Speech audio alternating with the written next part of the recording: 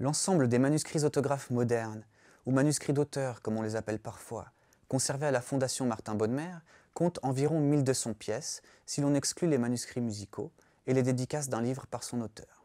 Une majorité de ces textes est de langue allemande, mais la littérature française est la seconde à y être représentée. Ce sont ainsi près de 500 manuscrits français qui attendaient de pouvoir être livrés au public. Leur consultation était jusqu'ici réservée à un nombre très restreint de privilégiés, pour la plupart des chercheurs spécialistes de tel ou tel auteur. Ces manuscrits français, aujourd'hui numérisés par le Bodmer Lab, constituent l'objet de nos recherches au sein de la constellation autographe. Certaines de ces pièces sont inédites ou partiellement inédites, tel ou tel récit de Stendhal, un article de Voltaire par exemple. D'autres passaient pour perdus, c'est le cas d'un traité de Diderot sur l'éducation. Certaines ne font pas plus d'une page, qu'il s'agisse d'une lettre ou d'un simple poème. D'autres en comptent plusieurs centaines. Aujourd'hui, lire dans son écriture le texte de son auteur favori, retracer la genèse d'un roman ou d'une théorie, suivre la rédaction et le parcours d'une lettre historique ou amoureuse, scruter les commentaires d'un auteur dans les marges d'un autre, tout cela est devenu possible grâce à la numérisation et à la mise en ligne de ces documents. La mise à disposition de ces manuscrits exceptionnels suppose un renouvellement des pratiques de lecture, qui ne tiennent pas seulement compte de la version soi-disant définitive, imprimée d'un texte, mais de ces étapes successives d'élaboration, de ces différents états.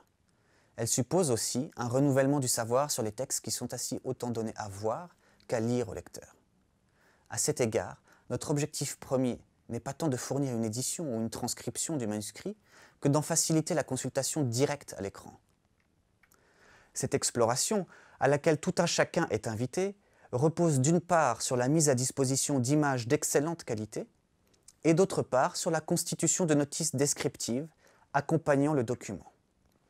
Ces notices livrent les informations matérielles et contextuelles communes à la plupart des catalogues, auxquels nous ajoutons toutefois, lorsque c'est possible, des liens vers d'autres états du texte disponibles en ligne, ainsi qu'un historique des provenances du manuscrit. Ainsi, mis en contexte et mis en réseau, pourrait-on dire, le manuscrit est à même de livrer ses secrets.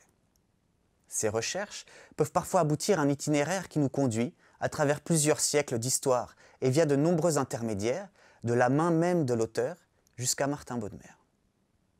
À la différence d'un catalogue imprimé et pour répondre aux principes qui guident la mise en ligne de ces documents, le site du Bodmer Lab propose donc un contenu ouvert qui doit être facilement extensible à mesure qu'émergent de nouvelles informations ou qu'apparaissent en ligne de nouveaux témoins manuscrits ou de nouvelles éditions numérisées.